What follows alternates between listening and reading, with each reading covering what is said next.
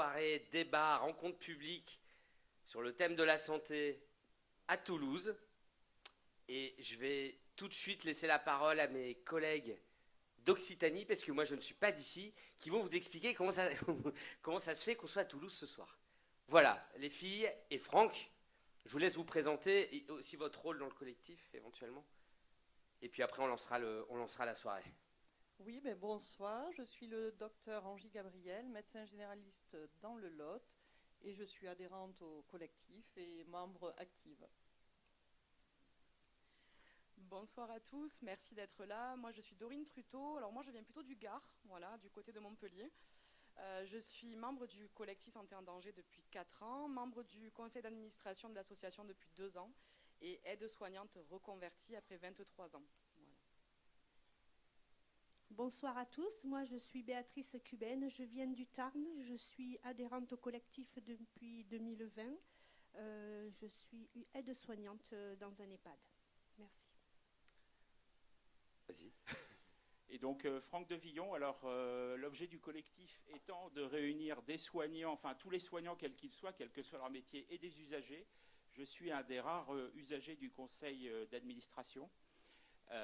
Voilà, et donc membre du collectif depuis le début et vice-président depuis octobre 2023.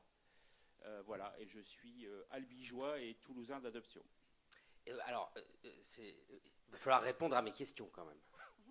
Pourquoi on est à Toulouse ce soir? J'aimerais bien vous expliquer ça parce que je viens de Lille, il y a des gens qui viennent de Paris. C'était pas prévu là, le 8 juin. Qu'est-ce qui s'est passé? Vous pouvez expliquer le mini historique pour expliquer un peu pourquoi? Et depuis, on avait déjà émis l'idée de faire un tel événement sur Toulouse, et quand on a vu l'événement de Lille, ça nous a de suite donné envie d'organiser un débat similaire sur Toulouse, mais pour réunir justement les usagers, les soignants, les politiques, et faire vivre le collectif, et aussi mettre du concret dans nos actions. Voilà.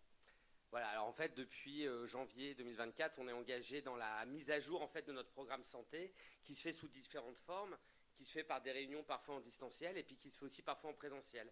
Et donc, il y a eu pas mal, ça a été assez animé le premier semestre là. Il y a eu 2 réunions à Lille, il y a eu des Zooms également sur la santé mentale et le médico-social.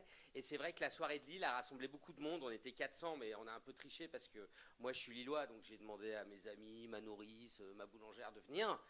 Ce qui fait il y avait beaucoup de monde et j'avais un peu challengé les régions en disant, ben voilà, si on doit organiser ça ailleurs et si on doit un peu s'exporter, ce qui est vachement sympa, comme l'équipe de France qui fait ses matchs de préparation un peu partout en France, et ben on le fera. Et les Toulousains ont répondu présent.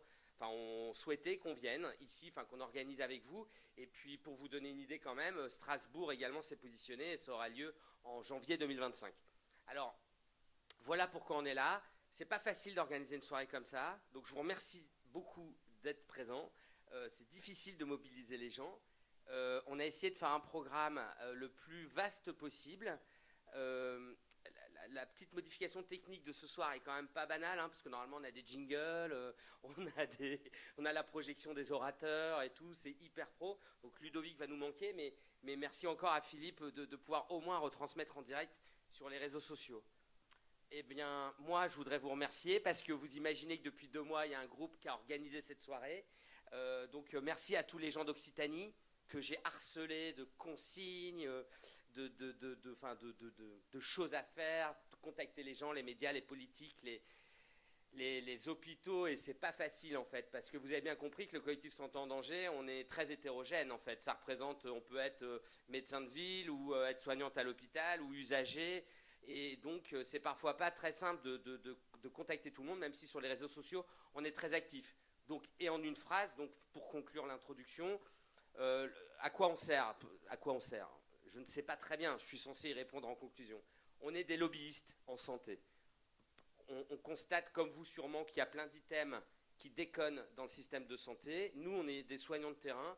Et comme les politiques ne font pas bien ce qu'il faudrait faire pour le système de santé, on veut au moins les aider en leur faisant des propositions de choses qui nous paraissent à nous efficientes. C'est pour cela qu'on est très actifs. On est des lobbyistes, des lanceurs d'alerte, et puis on est un peu des râleurs, quoi. Voilà. et on travaille un peu en phase, en tout cas à côté des syndicats, pour surtout porter les bons messages, puisque vous savez que c'est les syndicats qui sont quand même les organismes officiels pour pouvoir négocier après avec l'État. Eh bien, Franck et mesdames, je vous remercie. Je pense qu'on va lancer la soirée qui va donc se dérouler de la manière suivante. Il y a un programme, je pense que vous l'avez tous eu, je ne sais pas s'il a été imprimé. Il a été imprimé? Ouais, c'est très bien organisé, il faut que j'en prenne un. Il y a un programme, je vais être assez strict sur les temps de parole, mais les orateurs le savent. Il y aura des temps de débat, au moins 3, j'en ai prévu 3. Merci. Il y aura 3 temps de débat. Pour les temps de débat, ça veut dire que vous pourrez poser des questions. On va essayer de faire ça au maximum parce que je pense que c'est important que vous puissiez vous exprimer. Vous avez eu la gentillesse de venir, c'est quand même le minimum. Si vous avez des questions à poser, et vraiment, on fait ça, on essaie de faire les choses bien, mais on fait ça à la cool quand même. Donc vraiment, n'hésitez pas à prendre la parole si vous êtes offusqué par des choses que vous auriez entendues.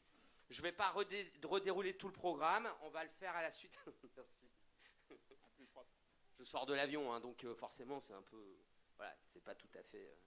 j'ai pas beaucoup de lumière ici. Et bien on va commencer.